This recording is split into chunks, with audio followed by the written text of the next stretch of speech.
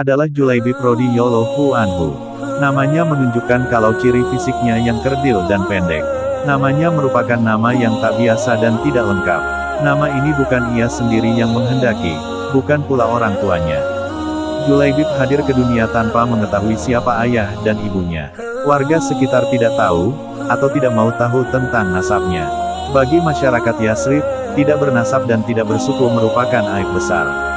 Tampilan fisik dan keseharian Julaibib yang lusuh menjadi alasan orang lain tidak mau dekat dengannya. Wajahnya terkesan sangar, pendek, bungkuk, hitam, dan fakir. Kainnya usang, pakaiannya lusuh, kakinya pecah tidak beralas. Tidak ada rumah untuk berteduh, tidur hanya berbantalkan tangan, berkasurkan pasir dan kerikil. Tidak ada perabotan, minum hanya dari kolam umum yang diambil dengan telapak tangan. Abu Barzah, pemimpin Bani Aslam, sampai berkata tentang Julaibib, jangan pernah biarkan Julaibib masuk di antara kalian. Demi Allah jika dia berani begitu, aku akan melakukan hal yang mengerikan padanya. Demikianlah keadaan Julaibib kala itu. Julaibib yang tinggal di Sufah Masjid Nabawi, suatu hari ditegur Rasulullah, Julaibib, tidakkah engkau menikah?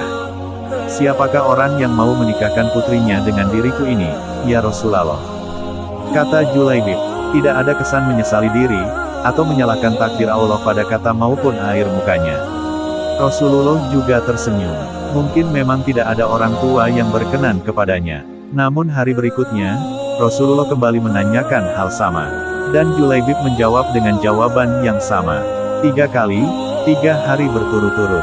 Dan pada hari ketiga itulah, Rasulullah memegang lengannya dan membawanya ke salah satu rumah pemimpin Ansor. Aku ingin menikahkan putri kalian, kata Rasulullah pada si pemilik rumah.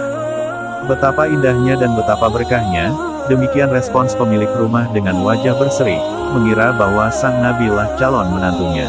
Oh, ya Rasulullah, ini sungguh akan menjadi cahaya yang menyingkirkan temaram di rumah kami. Tetapi bukan untukku, kata Rasulullah. Kupinang putri kalian untuk Julaibib, tegas Rasulullah.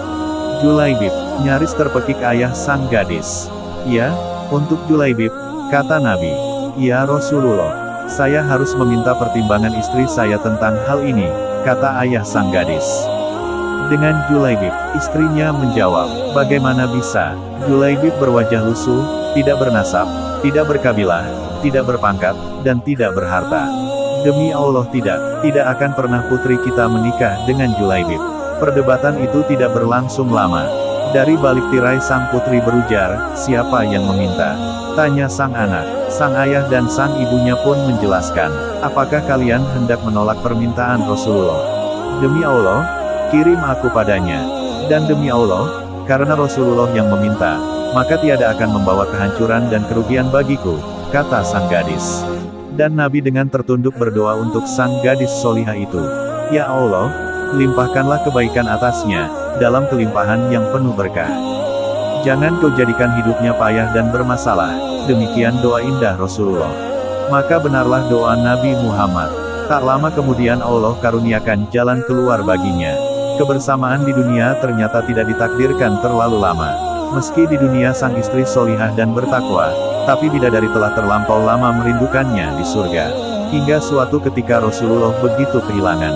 Pada akhir pertempuran, Nabi bertanya, apakah kalian kehilangan seseorang? Tidak ya Rasulullah, serempak sahabat menjawab. Sepertinya Julaibib memang tidak berarti di kalangan mereka. Rasulullah menghela nafasnya. Tetapi aku kehilangan Julaibib, kata beliau. Para sahabat tersadar, dan segera mencari Julaibib.